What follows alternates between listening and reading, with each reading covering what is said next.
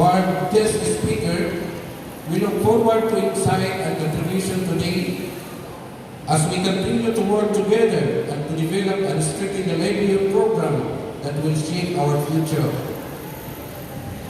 And finally, to all program participants or association under the DSWSAP who have joined us today, thank you for your hard work, perseverance, and commitment to building sustainable livelihood.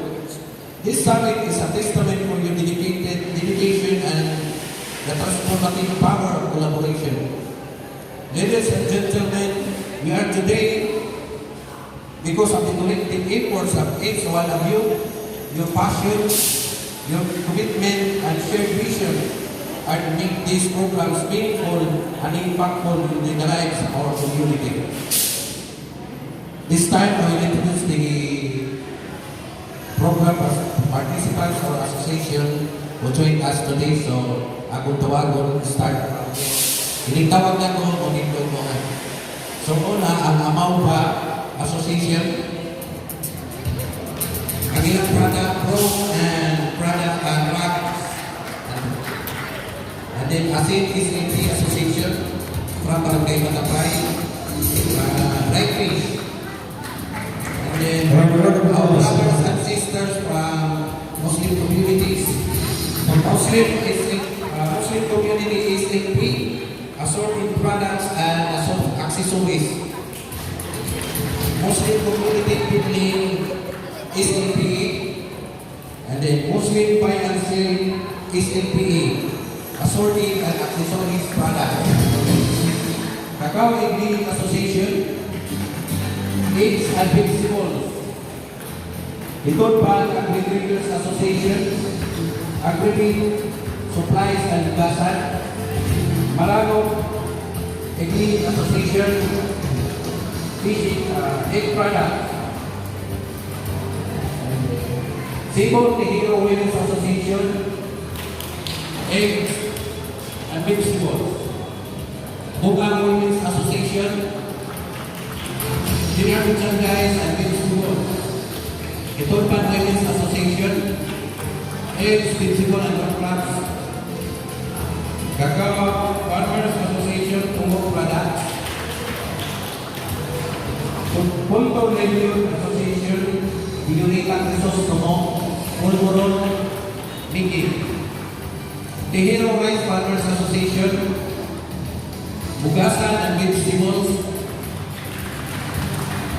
Tugimba Agri-Growers Association, Road Crops and Vegetable Products. Kakiras, Kamutasan sa Kahirapan, SNPG, General Merchandise. Ilongos Managpiti Association, Tugong Products. San Agustin Farmers Association, Eggs Product. Ilongos Electrician Accredited Services, IAS, Electrical Supply. Punton Women's Association, Ice Maker and Assorted Products. Lunang Agri-Growers Association, Vegetable Products. United Talisaydon Women's Association, Agri-Meat, Retailing. Ang uban ng mga association na walang ma-showcase nasa Tiago din, ang Angat Tabulong Farmers Association.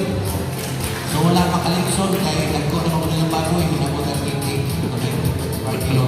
Ang Pangalan Farmers Association, Hinongos Tabulong Irrigators Association, Tambis Sukong Association, Hinongos Livelihood Generation Association, Eastern Mini Grocery SLPA, Baliw Women's Association, San Isidro Water Refilling SLPA, San Antonio Agri-Fired Farmers, Santa Margarita Hog Raising and Cacao Processing, Bantigi, last and but not the least, Bantigi Kalambuan Farmers. With that, let us continue to support one another in our shared mission to build a brighter and more prosperous futures for Hilongos. Thank you, and I look forward for a fruitful and inspiring summit ahead. Okay, thank you so much, Sir Greg.